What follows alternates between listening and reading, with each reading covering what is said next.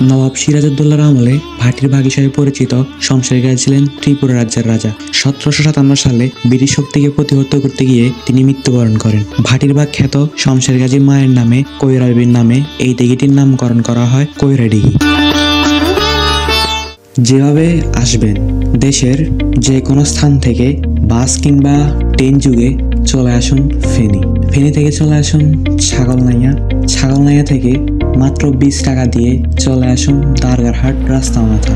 দারগারহাট রাস্তামাথা থেকে একটু ভিতরে গেলেই সন্ধান মিলবে কাঙ্ক্ষিত সেই পথ কৈরা দিঘি।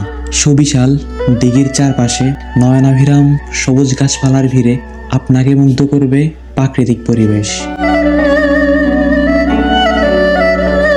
জমিদার শমশের গাজী জনসাধারণের পানীয় জলের সুবিধার্থে তার মায়ের নামে কৈরা দিঘিটি খনন করেন।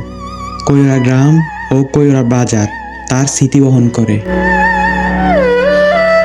লোকমুখে শোনা যায় দিঘির মধ্যে জগন্নাথ, পাড়ের মধ্যে বীরসিংহ, পানির মধ্যে কৈরা, হাটের মধ্যে লেমুয়া, ঘাটের মধ্যে পানুয়া।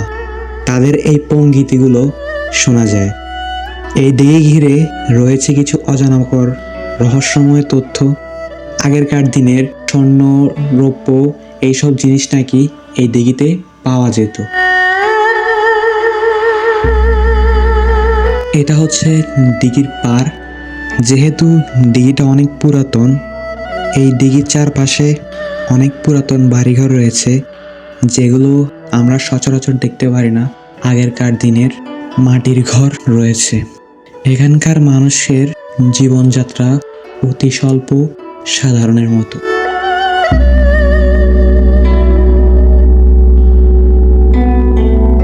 দিঘির পার ঘেঁষে কিছুক্ষণ হাঁটার পর আমার চোখে পড়ল একটা মন্দির, সার্বজনীন শ্রী শ্রী রাধা গোবিন্দ মন্দির।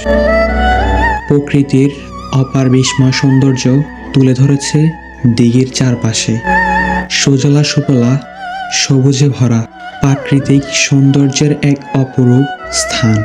প্রকৃতি নিজেকে রানীর মতো সাজিয়ে তোলে তার সবুজ সমাহার দিয়ে। আর এই সৌন্দর্যের চিত্র সবচেয়ে মনোমুগ্ধকর ভাবে দেখা যায় গ্রাম বাংলায়।